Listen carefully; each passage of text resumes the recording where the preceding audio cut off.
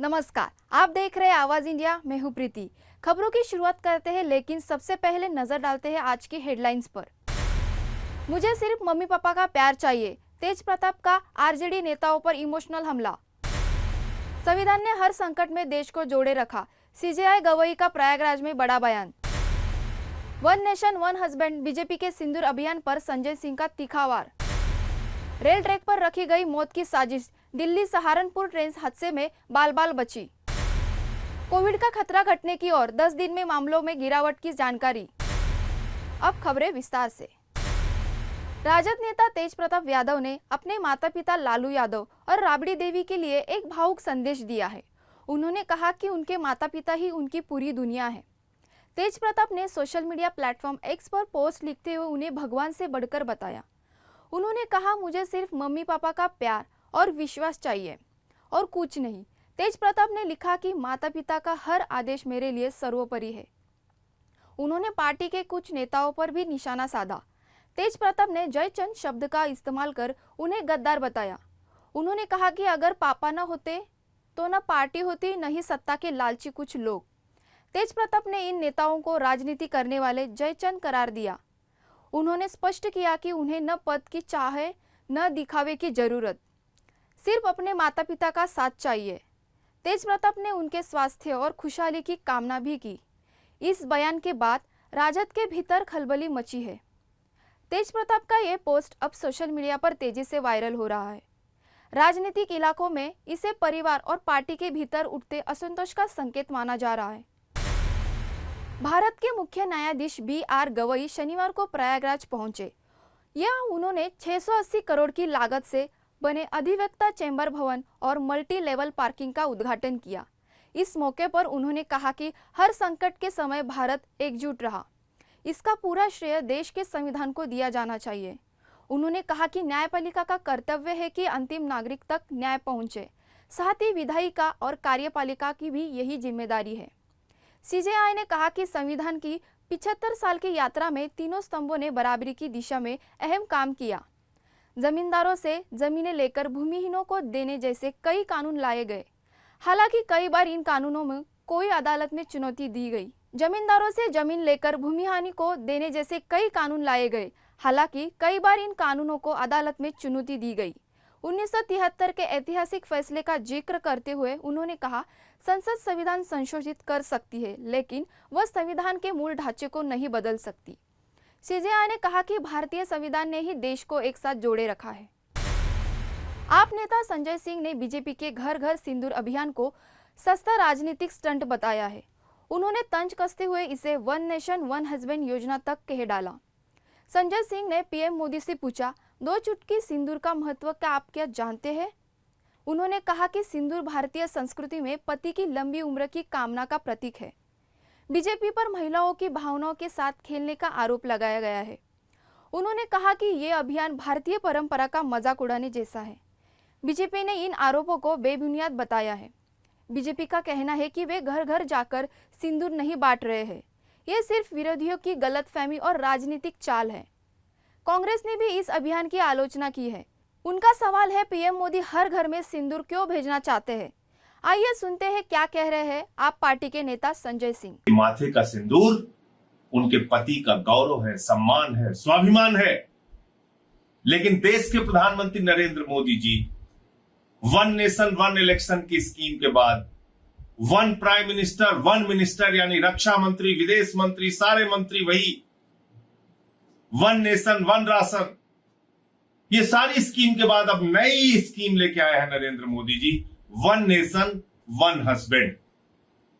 One nation one husband, इस scheme के तहत प्रधानमंत्री घर घर सिंदूर भिजवा रहे हैं। शनिवार रात 31 मई 2025 को दिल्ली सहारनपुर रूट पर बड़ा हादसा टल गया। बलवा गांव के पास शरारती तत्वों ने रेलवे ट्रैक पर 12 फीट लंबा लोहे का मोटा पाइप रख दिया। रात करीब 10:30 पे 64021 ट्रेन जब अंडरपास के पास पहुंची, तब चालक ने इमरजेंसी ब्रेक लगा दी। ट्रेन जंगल में 1 घंटे तक रुकी रही। यात्री डरे सहमे रहे। अगर समय रहते चालक न देखता तो बड़ा हादसा हो सकता था। पाइप पास के नलकूप से उखाड़कर ट्रैक पर रखा गया था। एसीपी रामसेवक गौतम समेत जीआरपी और आरपीएफ अधिकारी मौके पर पहुंचे। फॉरेंसिक टीम और डॉग स्क्वाड को भी जांच में लगाया गया है। अधिकारियों का कहना है ये ट्रेन पलटाने की साजिश भी हो सकती है। फिलहाल आरोपियों का सुराग नहीं मिल पाया है। एसओजी टीम को भी छानबीन में लगाया गया है। फिलहाल यहाँ लेते एक छोटा सा ब्रेक।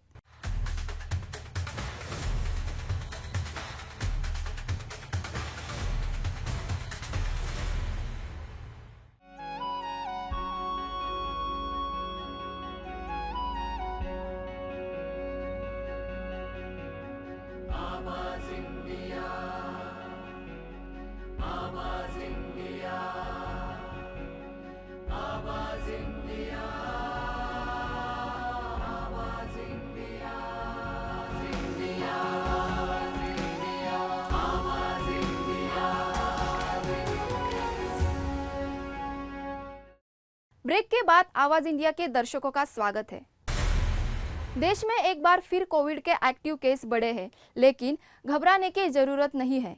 स्वास्थ्य मंत्रालय के मुताबिक फिलहाल स्थिति नियंत्रण में है और नजर रखी जा रही है। देश में एक्टिव केस करीब 3,400 तक पहुंच चुके हैं।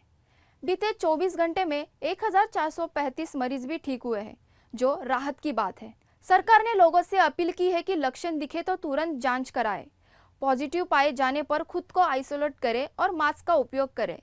स्वास्थ्य विशेषज्ञों ने कहा है कि मौजूद कोविड स्ट्रेन ज़्यादा घातक नहीं है, लक्षण हल्के हैं और मरीज जल्दी रिकवर हो रहे हैं। एक वरिष्ठ अधिकारी के मुताबिक 7 से 10 दिन में केस घटने शुरू हो सकते हैं। सीवेज वाटर एनालिसिस से संकेत मिले हैं कि संक्रमण की तीव्रता घट रही है।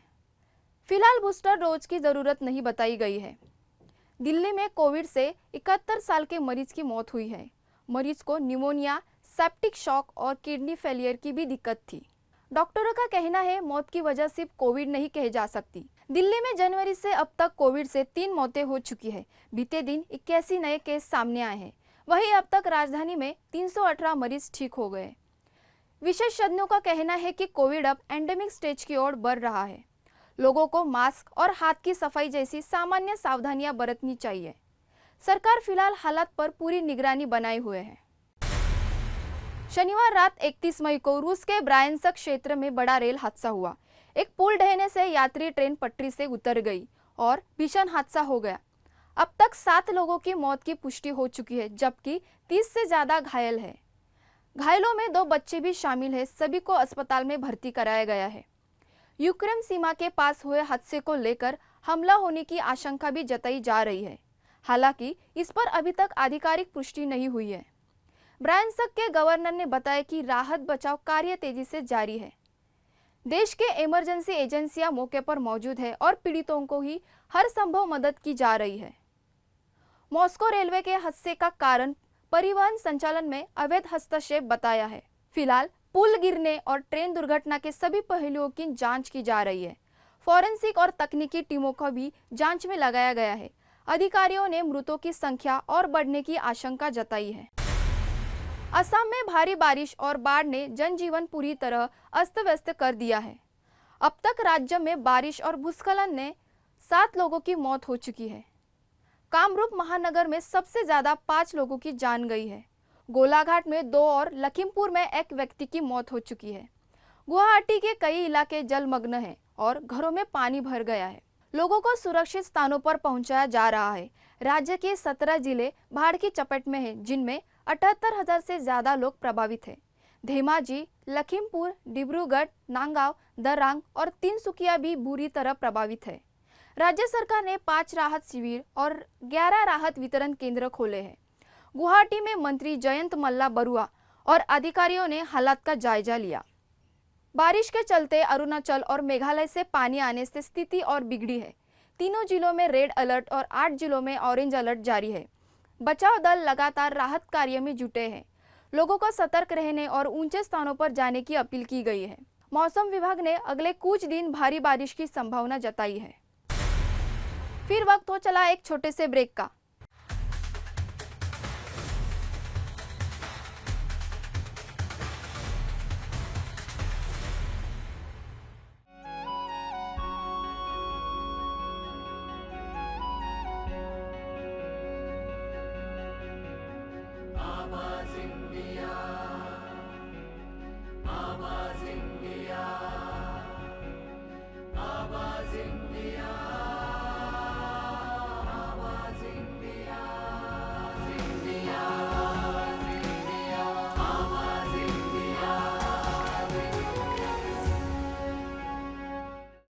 ब्रेक के बाद आवाज इंडिया के दर्शकों का फिर से स्वागत है। मिस वर्ल्ड 2025 प्रतियोगिता का फाइनल शनिवार 31 मई को हैदराबाद के हाईटेक्स कन्वेंशन सेंटर में हुआ। इस साल का खिताब थाईलैंड की ओपल सुजाता चुवांगश्री ने अपने नाम किया। 21 साल की ओपल पहली थाई महिला है जिन्हें यह गौरव हासिल हुआ है। भारत की नंदिनी गुप्ता इस बार टॉप 8 में भी जगह नहीं बना सकी। दुनिया भर की प्रतिभागियों के बीच ओपल का आत्मविश्वास और व्यक्तित्व सबसे अलग दिखा। ओपल इससे पहले मिस यूनिवर्स थाईलैंड 2024 में रह चुकी है। वहीं मिस यूनिवर्स 2024 में भी उन्होंने थाईलैंड को रिप्रेजेंट किया था और थर्ड रनर अप रही थी। ओपल ने राजनीति और अंतर्राष्ट्रीय संबंधों में डिग्री हासिल की है। उनका परिवार प्राइवेट बिजनेस से जुड़ा है। स्टेज पर ताज पहनते वक्त ओपल भावुक हो गई और हाथ जोड़कर सभी का धन्यवाद किया। सिल्वर बॉडी फिटेड गाउन में वो बेहद खूबसूरत नजर आई। सोशल मीडिया पर उनके विजयी लम्हे का वीडियो वायरल हो रहा है। भारत की ओर से 21 साल की नंदिनी गुप्ता इस प्रतियोगिता में शामिल थी।